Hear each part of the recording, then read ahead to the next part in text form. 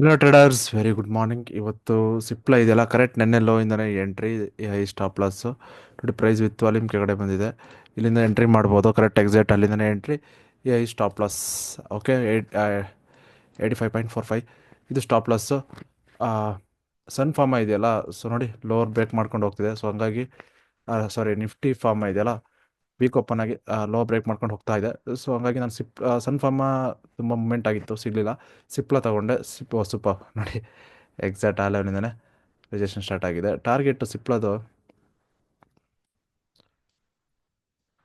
ಇಲ್ಲ ಅಂದಿದೆ ಅಲ್ಲ, ಇಲ್ಲೋ ತನಕ ಬರಬೇಕು. 50 ತನಕ ಟಾರ್ಗೆಟ್ ಇದೆ. ನೋಡೋಣ ಅಲ್ಲಿವರೆಗೂ ಬರುತ್ತಾ ಏನೋ ಅಂತ. ನಮಸ್ತೆ. ಟಾಟಾ ಕನ್ಸಂಪ್ಷನ್ ಇದೆಯಲ್ಲ, ಈ ಲೆವೆಲಿಂದ ಎಂಟ್ರಿ. ಅದೇ ರೀತಿ ಸಿಪ್ಲಾ ಇದೆಯಲ್ಲ, ಸಿಪ್ಲಾ ವೆರಿ ಸಿಪ್ಲಾ, ಓ ಸೂಪರ್. ಸಿಪ್ಲಾ ಬ್ಯೂಟಿಫುಲ್ ಪೊಸಿಷನ್ ನೋಡಿ. ಆಲ್ಮೋಸ್ಟ್ ಒಂದು 1:3% ಬಂದಿತ್ತು, ಎಕ್ಸಿಟ್ ಆಗ್ಬೋದು. ಓಕೆ, ನೋಡೋಣ. ಅದು ಟಾರ್ಗೆಟ್ ರೀಚ್ ಆಗೋ ತನಕ ಎಕ್ಸಿಟ್ ಆಗಂಗಿಲ್ಲ. ನಿಫ್ಟಿ ಬಿತ್ತು, ಟಾಟಾ ಕನ್ಸಂಪ್ಷನ್ ಬಿತ್ತು ಇಲ್ಲ ಅಲ್ಲಿಂದ. ಸಿಪ್ಲಾ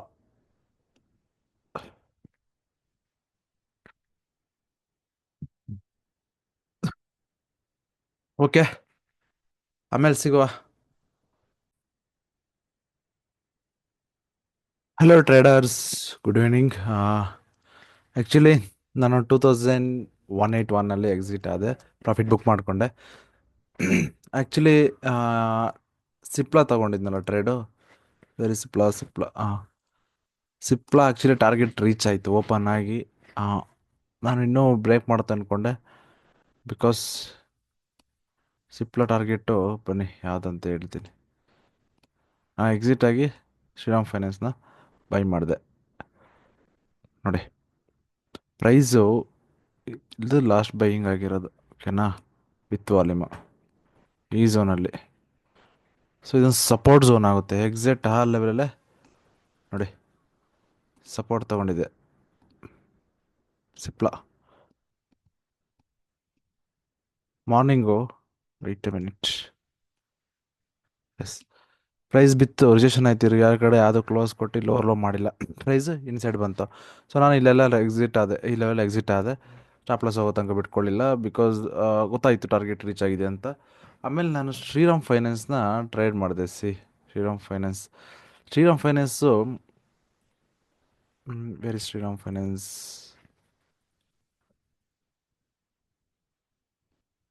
ಎಷ್ಟಿದೆ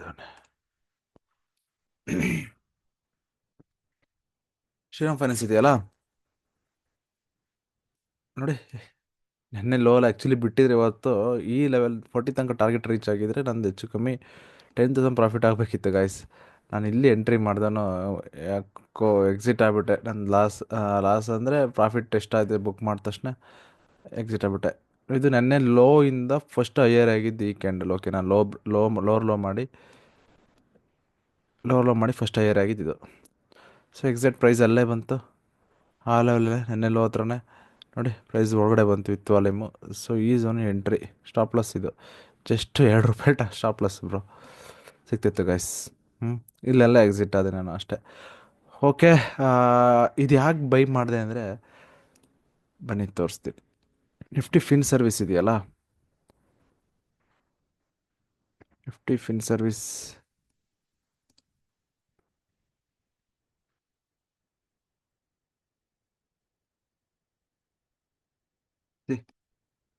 ನೆನ್ನೆಗಿಂತ ಗ್ಯಾಪ್ ಅಪ್ ಆಗಿದೆ. Fin service gap up open ಆಗಿದೆ. ನೆನ್ನೆ ಹೈ ಮೇಲೆ ಟ್ರೇಡ್ ಆಗ್ತಿದೆ, ಒನ್ ಡೇ ಫ್ರೇಮಲ್ಲಿ ನೋಡೋಣ ನೋಡಿ. ನೆನ್ನೆ ಹೈ ಮೇಲೆ ಟ್ರೇಡ್ ಆಗ್ತಿದೆ. ಸೊ ನಿಫ್ಟಿನೂ ಕೂಡ ಇಂಟ್ರಾಡೇ ಹೈ ಮಾಡ್ಕೊಂಡು ಮೇಲ್ಗಡೆ ಟ್ರೇಡ್ ಆಗ್ತಿದೆ. ಶ್ರೀರಾಮ್ ಫೈನಾನ್ಸ್ ಕೆಳಗಡೆ ಟ್ರೇಡ್ ಆಗ್ತಿದೆ. ಸೊ ಇದು ಸಸ್ಟೈನ್ ಆಗಲ್ಲ, ಇಲ್ಲಿಂದ ಬೈ ಆಗುತ್ತೆ. ಸೊ ಆ ಲಾಜಿಕಲ್ಲಿ ಬೈ ಮಾಡಿದೆ. ನಾನು ಇಲ್ಲಿವರೆಗೂ ಹೋಲ್ಡ್ ಮಾಡ್ಬೋದು, ಅಟ್ಲೀಸ್ಟ್ ಈ ಐ ತನಕ ನಾನು ಹೋಲ್ಡ್ ಮಾಡಬೇಕಿತ್ತು, ಮಾಡಲಿಲ್ಲ, ಎಕ್ಸಿಟ್ ಅದೇ. Okay, no problem. ನಾನು ಪ್ರಾಫಿಟಲ್ಲಿ ಅಂತ ಎಕ್ಸಿಟ್ ಆಗಿದ್ದೀನಿ, ಲಾಸಲ್ಲಿ ಎಕ್ಸಿಟ್ ಆಗಿಲ್ಲ, ಖುಷಿ ಇದೆ. ಆ್ಯಕ್ಚುಲಿ ಮಾರ್ಕೆಟ್ ಬೀಳುತ್ತೆ, ಮೇಲೆ ಹೋಗಲ್ಲ. ಇಲ್ಲಾಂದ್ರೆ ರೆಸಿಸ್ಟೆನ್ಸ್ ಇತ್ತು ನೋಡಿ, ಅದಕ್ಕೆ ಒಳಗಡೆ ಕ್ಲೋಸ್ ಕೊಟ್ಟಿದೆ. ಇಲ್ಲ ಅಂದರೆ ಇದೊಂದು ನೆನ್ನೆ ವಿತ್ ವಾಲ್ಯೂಮ್ ಬಿದ್ದಿದೆಯಲ್ಲ, ಸೊ ನೋಡಿ ಪ್ರೈಸು ಈ ಲೆವೆಲಲ್ಲಿ ಕ್ಲೋಸ್ ಕೊಟ್ಟಿದೆ. ನಾಳೆ ಇಲ್ಲಿಂದನೇ ಒಳ್ಳೆ ಮೂಮೆಂಟ್ ಇದೆ, ಒಂದು 2 ಡೇಸಲ್ಲಿ ಎಕ್ಸ್ಪೈರಿ ಬೇರೆ. ಈ ಲೋ ಖಂಡಿತ ಬ್ರೇಕ್ ಮಾಡುತ್ತೆ ನಿಫ್ಟಿ. ಇಲ್ಲವನ್ನ ಬ್ರೇಕ್ ಮಾಡುತ್ತೆ ಖಂಡಿತವಾಗ್ಲೂ. ಓಕೆ, ಅದಾದಮೇಲೆ ಕೊಟಕ್ ಬ್ಯಾಂಕ್ ಯಾಕೆ ಬಿದ್ದಿಲ್ಲ ಅಂದರೆ ಸೆಕ್ಟರ್ ಪ್ರೈವೇಟ್ ಬ್ಯಾಂಕು ಕೂಡ ಮೇಲಾಗ್ತಿದೆ. ನಿಫ್ಟಿ ಇಂಟರ್ಡೇ ಐ ಮೇಗ ಟ್ರೇಡ್ ಆಗ್ತಿದೆ.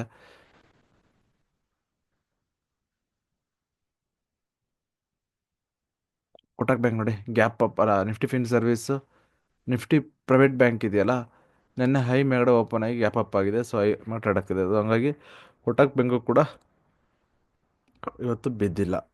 3G important. Okay, 3G stock ಭಾರಿ ಕೇರ್ಫುಲ್ಲಾಗಿ ಮಾಡಬೇಕು. ಕೊಟಕ್ ಬ್ಯಾಂಕು ವೀಕ್ ಓಪನ್ ಆಗಿಲ್ಲ, ಸೊ ರೇಂಜ್ ಲೋರ್ ಹತ್ರ ಬಂದಿತ್ತು. ಟ್ರೈ ಮಾಡಿದೆ, ಇದು ಬೀಳಕ್ಕೆ ಟ್ರೈ ಮಾಡಿದೆ ಆಯಿತಾ. ಎಲ್ಲ ರೆಸಿಸ್ಟೆನ್ಸ್ ಹಾಕ್ಕೊಂಡಿದ್ದೆ ನೋಡಿ, ಟ್ರೈ ಮಾಡಿದೆ, ಮತ್ತು ಆಲಿಂದನೇ ಇಲ್ಲಿಂದನೇ ಪ್ರೈಸ್ ಮೇಲೆ ಹೋಗಿದೆ ಜಿಗ್ಜಾಗ್ ಹಿಂಗೆ. ಓಕೆ, ಓಕೆ ಗೈಸ್, ಇದೇ ರೀತಿ ಹೆಚ್ಚಿನ ಮಾಹಿತಿಗಾಗಿ ನಮ್ಮ ಚಾನಲ್ ಸಬ್ಸ್ಕ್ರೈಬ್ ಮಾಡಿ, ಸಪೋರ್ಟ್ ಮಾಡಿ.